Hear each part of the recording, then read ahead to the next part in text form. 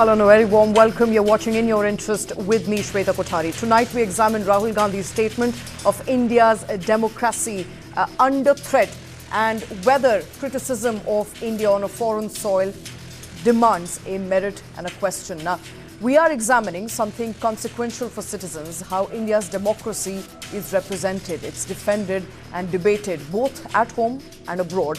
Because when senior opposition leaders speak about democracy dying or constitutional values being under threat, those claims don't belong to any one party. They concern every Indian citizen. Over the past few weeks, Rahul Gandhi has repeatedly told international audience that Indian democracy is under serious threat and that institutions are being weakened, agencies are being politicized, and constitutional values are being undermined. The BJP in its response has accused him of defaming India abroad. So the question is this: where does democratic dissent end and national representation begin? Let's first examine what Rahul Gandhi has said, because these are serious and specific allegations. During his Germany visit, Rahul Gandhi accused the Modi government of capturing democratic institutions and weaponizing agencies like the ED and the CBI, manipulating electoral processes and attempting to hollow constitutional safeguards in India. He also argued that this is not merely a domestic political dispute, but a matter of global democratic concern. It's a deeper battle now than simply elections. Now we are fighting a battle for an alternate vision of India. This is what the BJP is proposing. Is essentially the elimination of the constitution, elimination of the idea of equality between states, elimination of the idea of equality between languages and religions, elimination of the idea of the central core of the constitution, which is that every individual should have the same value. There is a wholesale capture of our institutional framework. When you look at our intelligence agencies, you look at the CBI, you look at the ED, they've been weaponized. Look at the number of cases that the ED and the CBI have against BJP people. You'll find the answer zero, right? And look at the number of cases they have against people who oppose them, and you'll find that pretty much most of them are political cases. And so there is a weaponization of the institutional framework. There's a capture of the institutional framework. We asked direct questions to the Election Commission. I mean, I don't know if you've seen that press conference. Brazilian woman is voting in Haryana. I mean, is on the voting list 22 times in Haryana. One woman is voting 200 times in one polling booth. And when we are asking these questions to the Election Commission, we're not getting a response. देशभक्ति के बदले देशद्रोह का काम करते हैं। कोई भी एलओपी देश के बाहर जाकर के देश को गाली नहीं दे सकता। नरेंद्र मोदी जी को गाली देते देते राहुल गांधी अब देश के बाहर जाकर के देश को गाली देने लगे हैं। देशद्रोह का खटला उनके ऊपर जारी होना चाहिए, ये तो मेरी मांग है। हमेशा हर जगह जाते हैं और देशद्रोही लोगों के साथ वहाँ भी मिलते हैं और देश के बारे में गलत सलत बयान देते हैं, जो झूठ भी होते हैं और देश के प्रति उनका जो जरिया है वो दिखाते हैं। तो देशद्रोह का खटला उनके ऊपर जारी होना चाहिए, ये मेरी मांग है। Now, this is not an isolated instance. Over the many years, Rahul Gandhi has raised similar concerns abroad at the London School of Economics in 2018, at the Cambridge University in 2022, and at the Chatham House in 2023. United States as well in 2024, and more recently in Colombia. Each time, his central claim has been consistent, that silence on democratic backsliding is more dangerous than criticism, and regardless of where it is voiced. But in the interest of fairness, it's also important to recognize that foreign criticism is not unique to opposition alone. We must look at the facts. The criticism from abroad is not a one-way street. In 2015, in Shanghai, Prime Minister Modi said that India earlier lacked civic sense and claimed that change came under his leadership.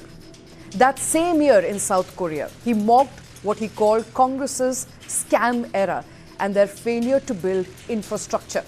In 2016 in New York, he blamed Congress for partition itself. In 2019 in France, he compared Congress rule to centuries of slavery under the Mughals and the British. And in 2022 in the US, he said Congress looted India for 70 years. This brings us to the real issue for citizens. The debate is not about who criticizes whom abroad, but whether such criticism strengthens democratic accountability or weakens national interest. The BJP argues that India's global image must be protected from what it calls exaggerated and misleading narratives. The Congress counters that democracy does not stop at national boundaries or borders and that raising alarms is a constitutional duty. For viewers, the key public interest concern is this: if institutions are truly under threat, how should that warning be communicated? Through Parliament or through public mobilization? Through courts or through international platforms? And here's where the Congress faces a serious credibility problem. Rahul Gandhi left India during the winter session of the Parliament when crucial debates were taking place to talk about eroding faith in India's democratic institutions. Just a couple of hours after bulldozing through the Parliament to eliminate Manrega, to assassinate Mahatma Gandhi again, it was not a good scene for us to see that Priyanka Gandhi and others sitting at the tea party along with the Prime Minister. We would have expected that a better wisdom would have guided them. The question that we're asking tonight is Rahul Gandhi's international criticism an act of democratic truth-telling or political recklessness? Is BJP's criticism of Rahul Gandhi abroad principled or merely a double standard? And because at the heart of this debate is not one leader or one party, it's the strength of India's democracy and the public's right to the truth. Joining us on the show is Charu Pragya, spokesperson for the BJP, Bhavya Narsimha Murthy, spokesperson for the Congress Party, Bhanuchandra Nagarajan, political analyst, and Manasvi Thapar, political analyst again. Thank you very much, all of you, for taking time out. I want to come to you, Bhavya. If Rahul Gandhi feels that India's institutions are being captured, that its democracy is backsliding, why is he leaving India at a time when monsoon session of the Parliament is on, where he could attend the Parliament and perhaps debate about these issues in the Parliament? Where was Narendra Modi when Rahul Gandhi was traveling? Was he in the Parliament? Isn't his job also to answer the questions that Rahul Gandhi had already asked on vote chori?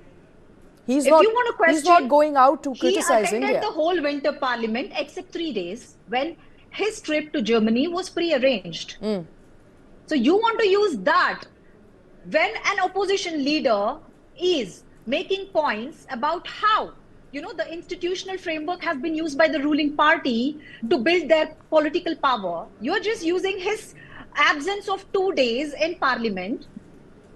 3 days in Parliament. And he has issues with India's institutions. Let me tell Prime you, Minister Modi is not questioning India's institutions. Let me tell you how many times Narendra Modi had problems with India, and on foreign soil, how many times he spoke against India. He said Indians are ashamed to be born in India in 2014 in China and South Korea during his visit. He said, I in BRICS stood for India is weak. That is what Narendra Modi said. India is weak. He said in Europe, he was busy cleaning accumulated garbage for the past 50 years. He said in Germany that India's image is of scams. He said in Canada that jisko gandni karni thi, wo karke chale gaye. In Copenhagen, he said India was the most backward nations and his digital India tried to transform it. Okay. So when Narendra Modi speaks against India, he's a nationalist. When Rahul Gandhi speaks the facts, he's anti-national. And we were debating about it. Why aren't we comparing the Narendra Modi's comments on India? As the Prime Minister, he's making these comments. As an opposition leader, he's giving facts along with the statements he's making. Bhavya, I quoted all of these facts at the beginning of my broadcast. If you were here, because it's a matter of debate.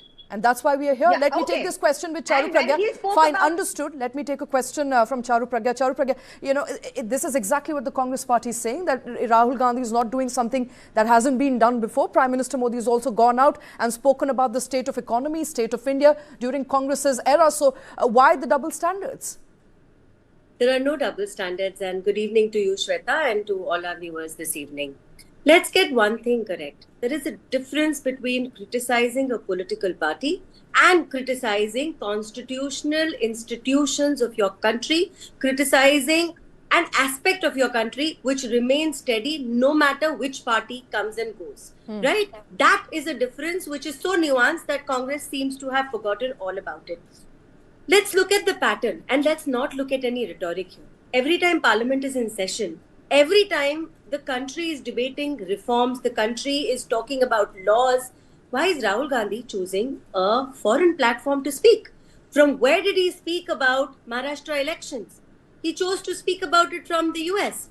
When did he raise concerns about democracy in general? He's asking for interventions of foreign powers into India's democracy. You want to internationalize every single domestic issue. And then you wonder why these questions are being raised and what are the kind of statements that you're making there. You cannot have a constitutional authority being questioned by the leader of opposition on foreign soil time and time again and repeatedly. See, we all face elections. None of us fear scrutiny. Why is it that you use this constitutional language, at the same time you reject constitutional outcomes which don't support you?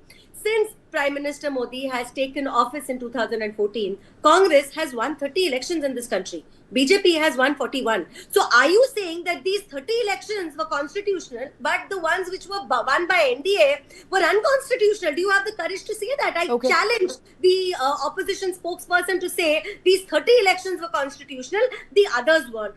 Another issue that I have is that you're campaigning from foreign soil, Shweta. For Bihar elections, you're sitting in Colombia, you're talking about India. Every time you're abroad, you're either spreading fake news. The last time you went abroad, you were even talking about Sikhs being afraid to wear turbans in India. Really?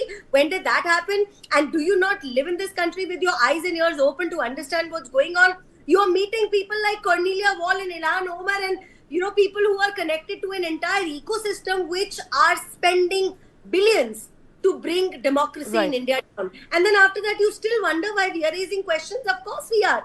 The whole country is. Your own political party is. Your own alliance partners are. Bhavya, I'll give you a quick 30 seconds to respond. I have to go to other guests as well.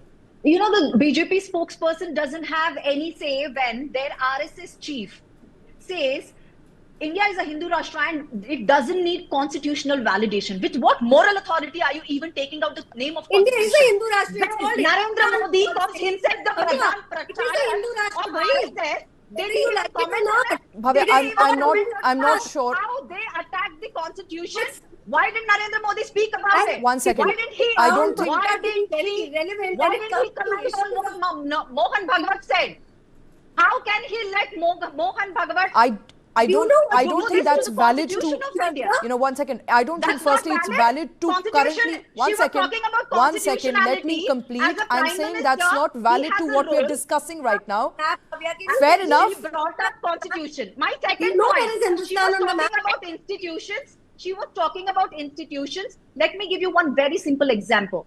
During UPA, the EDs and CBI raids that has happened on politicians, among them 51% were on opposition, 49% was on UPA partners and Congress. Okay.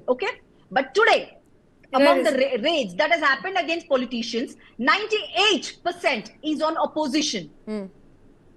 This is what it is. And we know how, BJP's assets have increased 30-fold. Shweta, in the past decade. Right. And you really think, Okay. Bhavya, of course, BJP is a washing machine. Understood. All corrupt people join BJP and they get washed away of their sins. I mean, come on. Aren't they misusing the institution? You can't be making. No. You're making very far-fetched comments there. Narendra Modi, even now Rahul Gandhi Bhavya, all right, Narendra understood. Modi and his government, not about the constitution. Bhavya, okay. Even now Rahul Gandhi, I'll come back to you. Rahul Gandhi criticized Narendra Modi and his government on foreign soil.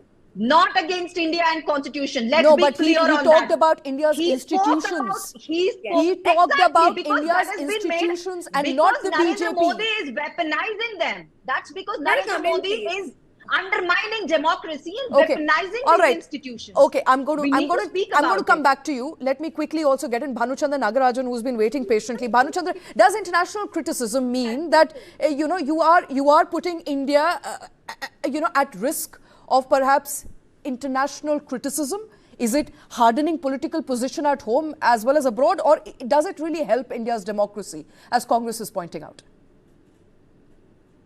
If the leader of opposition of the largest democracy in the world goes and tells a gathering of unwitting foreigners that 20 Brazilians voted in your elections, or somebody voted 200 times and so on, what do you think they will think? Okay, is it criticism of the BJP or is it criticism of India? I think it is latter, and it's quite pathetic. The thing is, even as a leader of opposition, he shouldn't be even making these bizarre comments within India because it weakens the democracy. But to go out of India and to make this criticism is quite pathetic. And I think Rahul Gandhi owes an apology to India. He says that he's the preserver of the constitution, and he dangles the red book, right? But he is criticizing the constitutional authority, which is the election commission in India. And I don't want to go into the rest of the speech because he made a lot of fallacious points. He actually said that the manufacturing has come down and so on, and he talked about Ambani, Adani, the usual things. But is that for a foreign audience? And so assume you are an investor sitting in Germany listening to this. What are you going to think about? Are you not going to think twice about investing in India? Is that what he wants? So that is where the fundamental point is, and I really apart from being hurtful to BJP and Modi.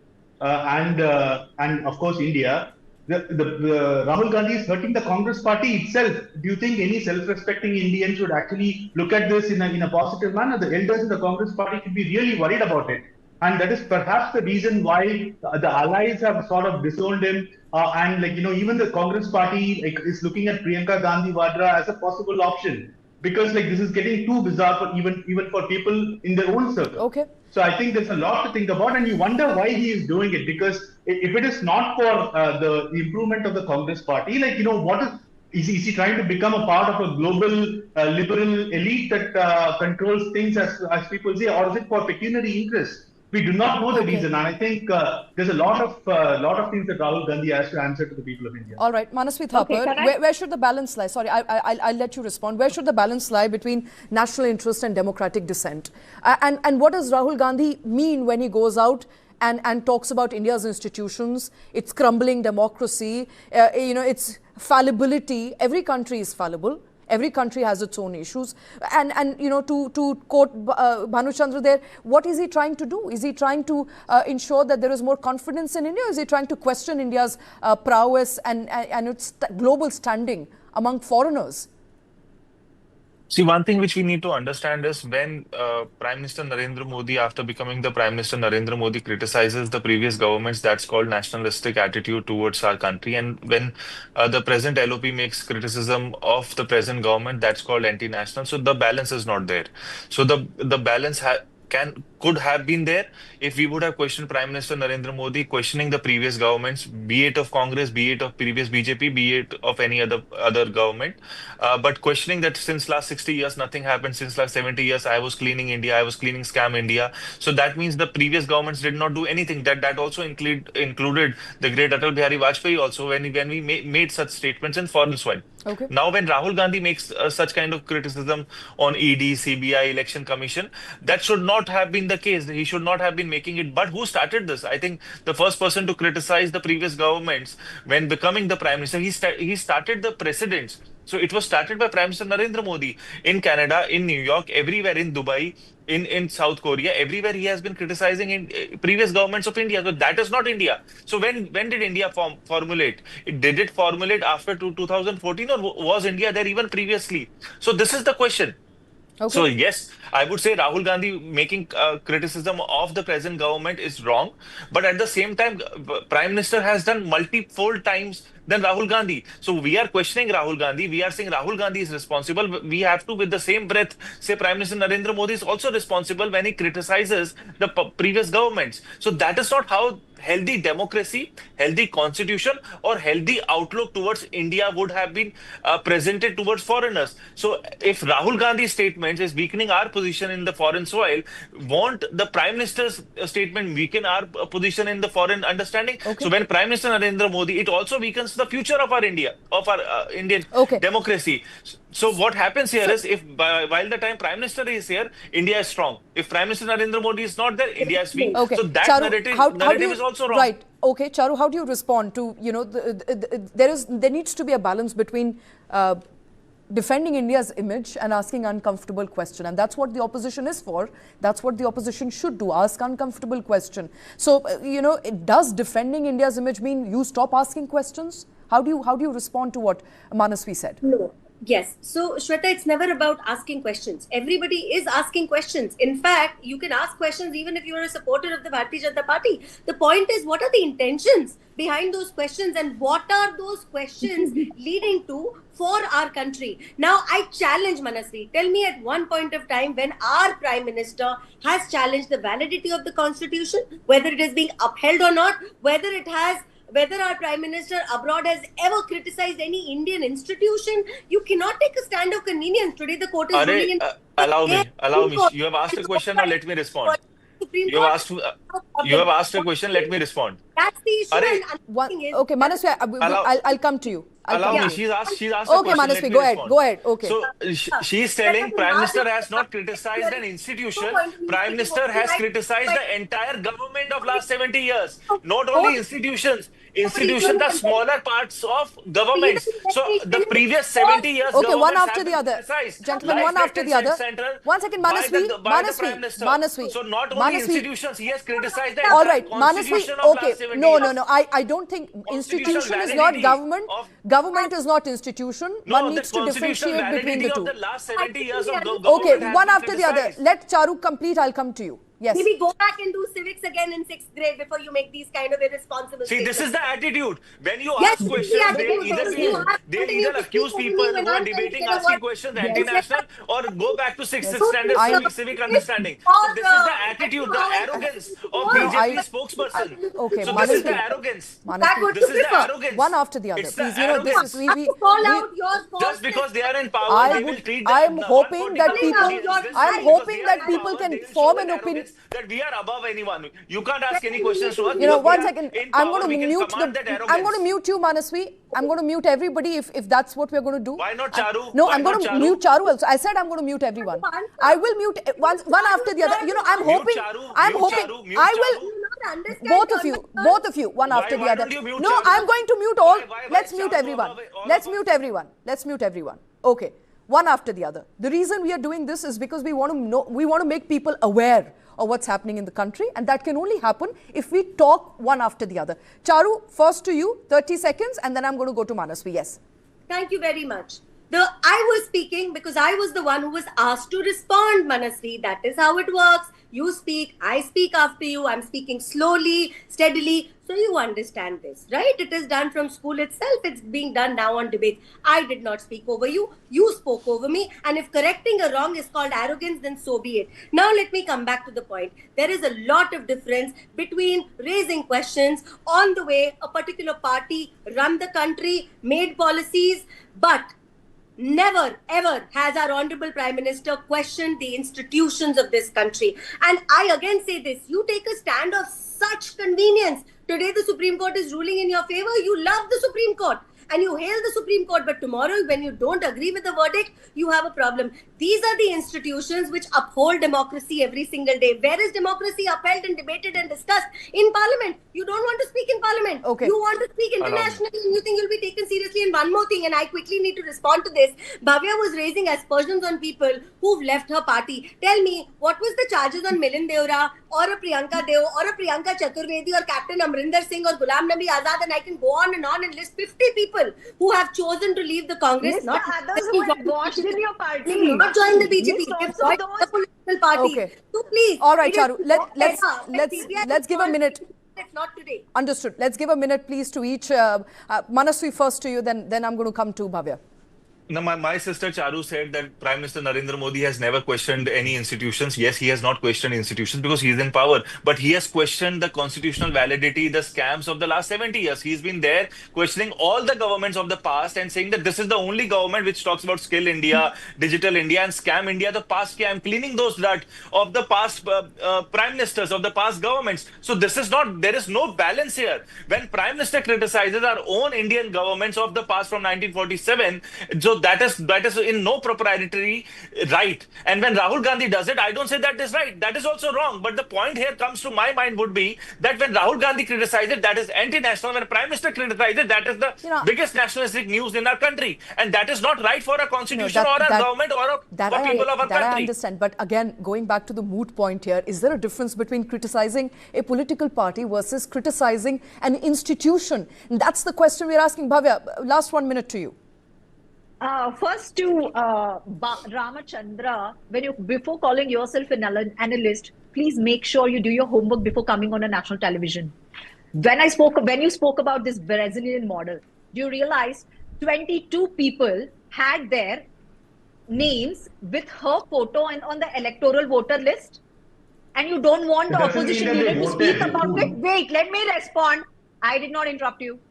You don't want the opposition leader to speak about it?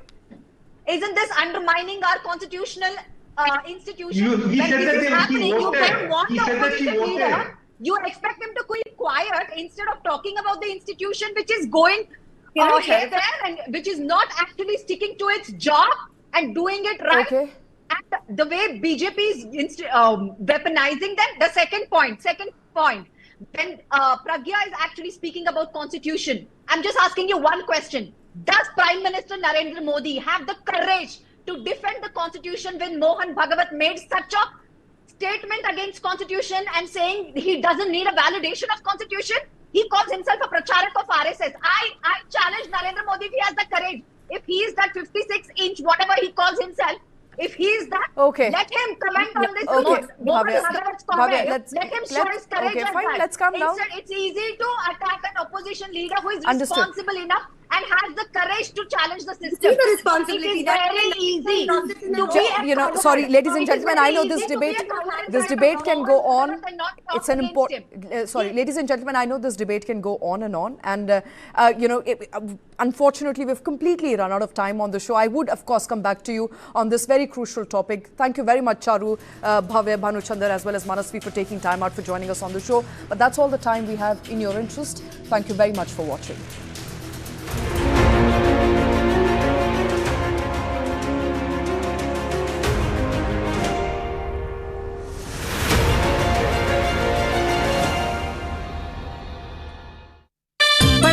खेलता है झूलता उछलता है दौड़ता कभी कभी दौड़ कर आता है आगे आगे बढ़ता है इंडिया अमूल दूध पीता है इंडिया। लाइफ जब भी आगे बढ़ने का मौका दे तो अपनी सुपर पावर अपना गोल्ड यूज करिए और IIFL फाइनेंस से गोल्ड लोन लीजिए। IIFL फाइनेंस करता है सीधी बात। ही इज ब्रिलियंट, लेकिन अक्सर बहुत टायर्ड हो जाता है। मैं क्या करूं? 2 स्पून काफी है। ये प्रॉब्लम दूर करने के लिए लायन डेट सिरप। इसमें आयरन, फाइबर्स, विटामिन्स और किसी भी बीमारी से लड़ने की ताकत बहुत ज्यादा है। रोजाना 2 स्पून लायन डेट सिरप हल्के गर्म दूध में भी मिलाकर पी सकते हैं। लायन डेट सिरप रोजाना 2 spoon. 2026, take notes. Manifesting for my little Miss Sunshine, tickles and giggles. Also want to be a biker chick this time. And year 2026, only love for my people and myself to manifest my best life. Nature's cosmic energy. Now mine, natural diamond intention pendants.